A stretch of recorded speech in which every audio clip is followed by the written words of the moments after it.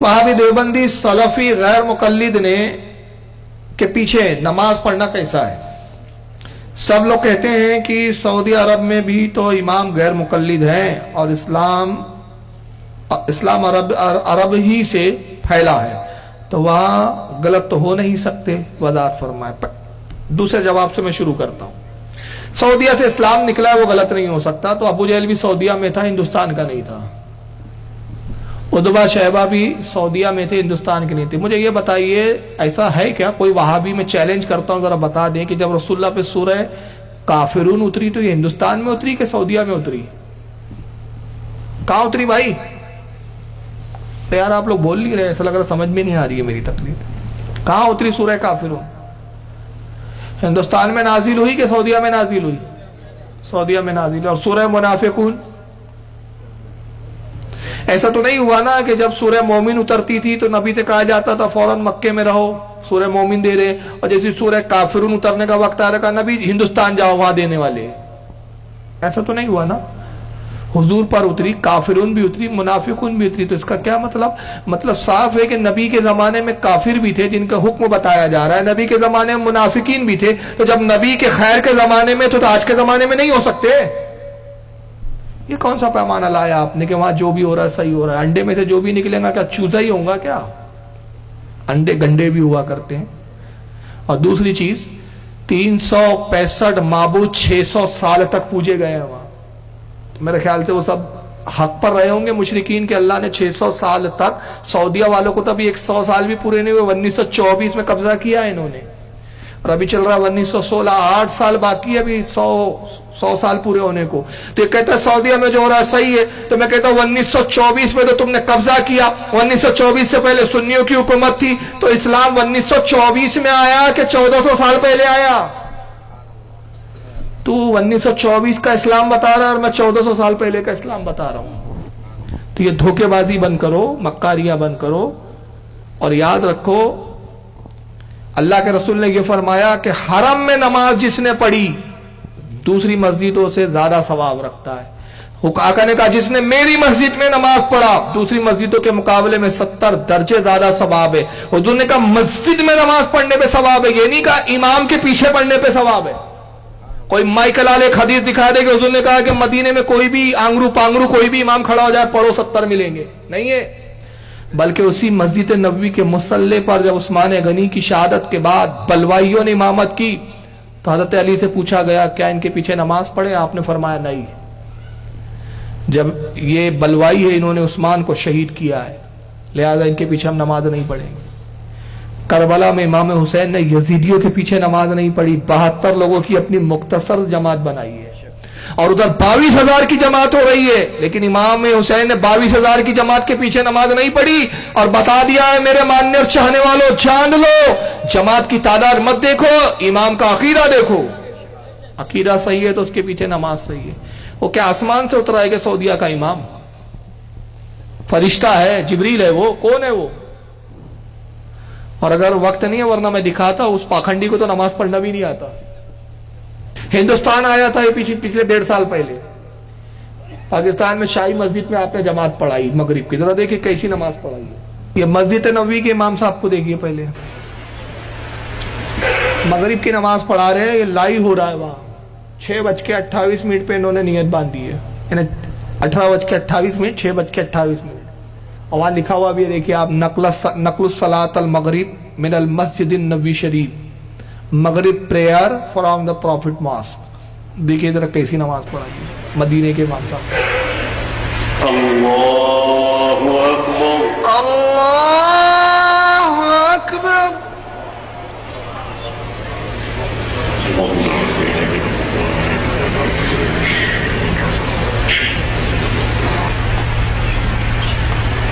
انتظروا دقيقة، انتظروا دقيقة। Near बांधने के बाद भाग गया हो, उसका मोबाइल आया। अब वहां भी ने क्या जवाब दिया मैं बाद में बताता हूं, लेकिन आप देखिए अभी वो गया कितने बजे? 18:29 लिखे, देखो साइड में घड़ी दिख रही है, जो कैमरे में इनबिट होती है, दिख रहा है ना आपको? 18:29 पे चला गया हो। اور جاہل پوری جماعت دیکھو، یہ سعودیہ کے جاہل مسجد نبی میں سب کھڑے ہیں، تو ہی پڑھائیں گا، دوسرا نہیں پڑھائیں گا، تیرا انتظار کریں گے ہم قیامت تک، خدا کرے قیامت ہو اور تو آ جائے۔ کھڑے ہیں سب ہاتھ باندھے ہوئے، وہ غائب ہو گیا۔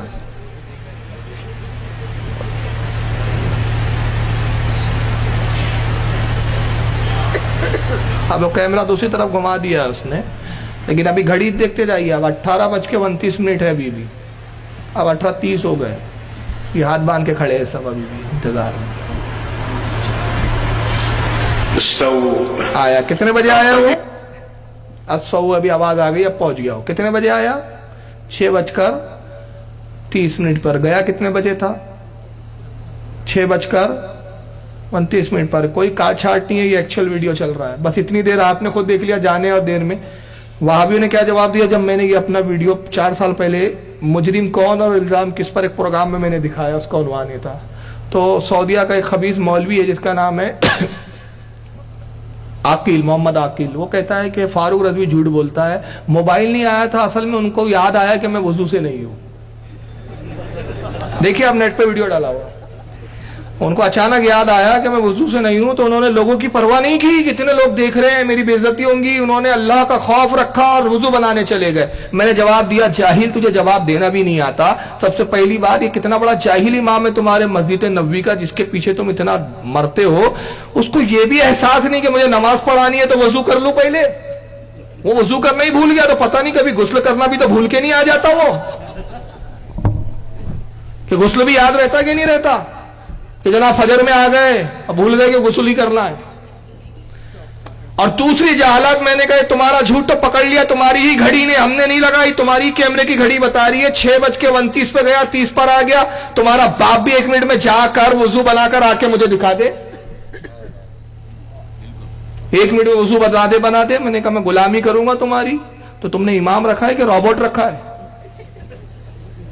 یہ مسجد نبوی کا امام ہے، یہ کسی اور کو پاکھنڈ پنا بتانا چاہیے کہ صاحب وہاں کے امام۔ اب آئیے ذرا حرم کے امام کی بھی حالت دیکھ لیجئے، ان کا نام ہے شیخ ابراہیم صاحب، یہ شاہی مسجد میں نماز پڑھا ہے، دور دور سے لوگ آئے صاحب۔ اب دیکھیے مغرب کی پوری نماز پڑھائی انہوں نے۔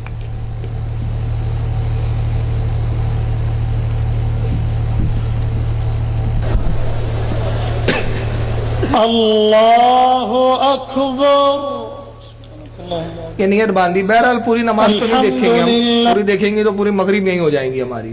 میں آگے بڑھاتا ہوں، وہ خاص حصہ دکھانا چاہ رہا ہوں، جائز کی جالت سمجھ لیں۔ فسواک فعدل صوت۔ ہاں یہاں سے دیکھیے، یہ رکوع کرنے کے بعد سجدے میں گئے، وہ یہ پہلا سجدہ کیا انہوں نے۔ یہ حرم کا امام ہے شیخ ابراہیم، حرم میں یہی پڑھاتا ہے۔ اب ذرا دیکھیے اس کا تماشا، پہلا رکوع کیا،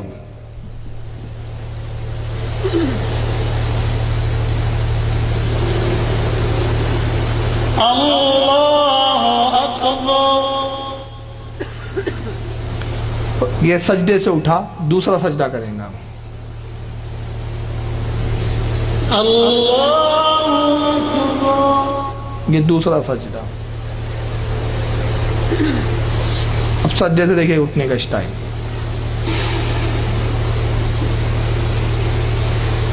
اللہ اکبر۔ یہ کون سی نماز ہے بھائی؟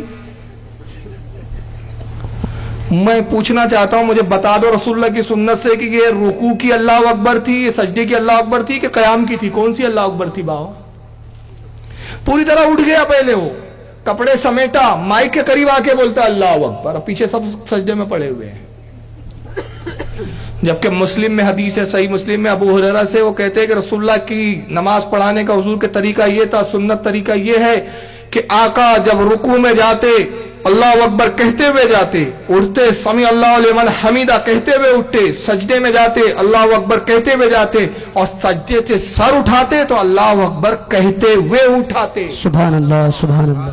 یہ کون سی نماز ہے جی بھائی؟ نا اٹھ گیا، وہ کپڑے اپڑے سمیٹے اس نے، اپنے جبے کبے، اور اس کے بعد پھر مائک پر آ کے بول رہا اللہ اکبر۔ میں ریورس کر رہا ہوں، ایک بار اور دیکھ لیں تاکہ یہ نہ ہو کہ بھائی کہ پتہ نہیں سمجھ میں نہیں آئی، ایک بار اور دیکھ لیں، پیچھے سے کر رہا ہوں میں تھوڑا سا، کھا کھا کے موٹے ہو گئے۔ اللہ اکبر. تو پہلے تو اس کو خود نماز نہیں معلوم اور کپڑے سمیٹ رہا ہے. بخاری، مسلم، ابن ماجہ، ساری صحیح حدیث کی کتابوں میں آقا نے فرمایا مجھے اللہ نے سختی کے ساتھ 3 چیزوں کا حکم دیا. پہلا حکم یہ دیا کہ نماز کی حالت میں بالوں سے نہ کھیلوں. دوسرا حضور فرماتے میرے رب نے مجھ سے کہا اے محبوب جب آپ سجدہ کریں تو 7 چیزوں پہ سجدہ کریں. 2 پیر، 2 ہاتھ، 2 گھٹنے 6 ہو گئے. ناک اور پیشانی کی ہڈی ایک ساتھ 7. اور آقا تیسرا فرماتے میرے رب نے مجھے حکم دیا کہ نماز کی حالت میں کپڑوں کو نہ سمیٹوں. کپڑے سمیٹ رہے آپ. اور اس پہ علماء نے فقہ نے فرمایا کہ جب نماز میں رکوع میں جاتے وقت یا اٹھتے وقت، سجدے میں جاتے وقت یا اٹھتے وقت کسی نے اپنے کپڑوں کو اٹھایا، پاجامے کو، تہبند کو، لنگی کو اٹھایا اس طرح، اس سے نماز مکروہ تحریمی ہو جاتی ہے، واجب الاعادہ ہے. نماز ذمے پہ باقی رہتی ہے، ثواب نہیں ملتا اس کا. اس جاہل کو نہ حدیث معلوم نہ کچھ، اور یہ حرم کے امام صاحب بنے بیٹھے ہیں. تو یہ دھوس کسی اور کو ڈالنا، میں چیلنج کرتا ہوں ان وہابیوں کو، ایک حدیث مجھے دکھا دو کہ حضور کی کسی حدیث میں ہو کہ حرم کے امام کے پیچھے نماز پڑھنا کتنا ثواب ہے. حرم میں نماز پڑھنا ثواب ہے، امام کے پیچھے کے بارے میں کوئی حدیث نہیں ہے. دوسرا سوال ہے کہ ان وہابیوں کے پیچھے اور دیوبندیوں کے پیچھے نماز پڑھنا کیسا ہے. ایک تو چیز دکھا دیا، اب ایک سوال میں کرتا ہوں، وہابیوں کے پیچھے نماز پڑھنا کیسا ہے یہ چھوڑیے، ان کے پیچھے نماز ہوں گی یا نہیں ہوں گی یہ بات کا میٹر ہے. پہلے یہ بتائیے وہابی امام کی خود اپنی نماز ہو جاتی ہے کیا؟ اور اس کی خود کی اپنی نہیں ہوتی؟ بدعقیدے کی نماز ہی نہیں ہوتی. جب عقیدہ خراب ہے تو اس کی اپنی خود کی نماز نہیں ہوتی. تو جب اس کی خود کی نہیں ہوتی تو اس کے پیچھے پڑھنے والوں کی کہاں سے ہوں گی؟ یاد رکھیے عقیدہ خراب ہو تو کسی کی بھی نماز قبول نہیں ہوتی. قرآن میں جگہ اللہ نے فرمایا، آیت کا مفہوم یہ ہے، ہائے وہ جان محنت کرے، مشقتیں اٹھائیں اور نتیجہ کچھ بھی نہیں.